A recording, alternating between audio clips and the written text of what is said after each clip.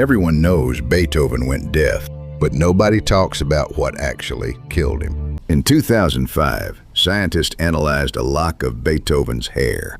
What they found inside changed everything. His hair contained lead levels 64 times higher than normal. 64 times. This wasn't accidental poisoning. This was decades of slow, invisible destruction. Beethoven suffered his entire adult life. Chronic stomach pain, severe mood swings, paranoia, rage. Doctors at the time had no explanation. They prescribed him wine mixed with lead acetate as medicine. The cure was the poison. Every treatment made him worse. Here is what lead poisoning does to a musical brain. It destroys the auditory nerve permanently and progressively.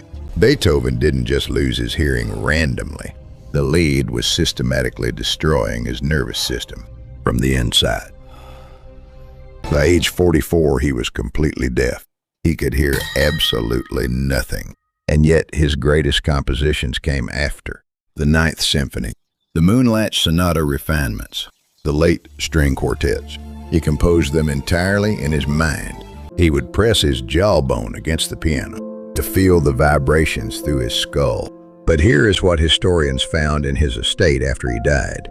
A letter, hidden, never sent, written to his two brothers.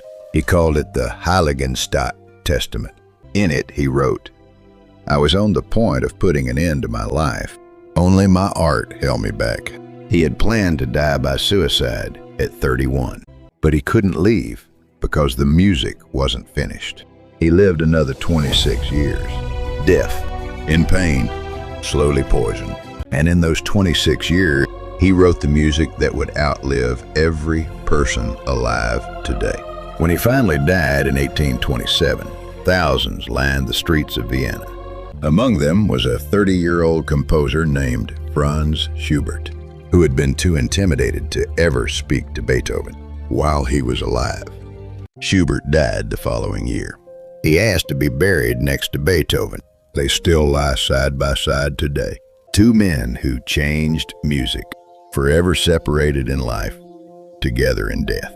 The greatest music ever written was composed by a man who couldn't hear a single note of it. Follow Moment X.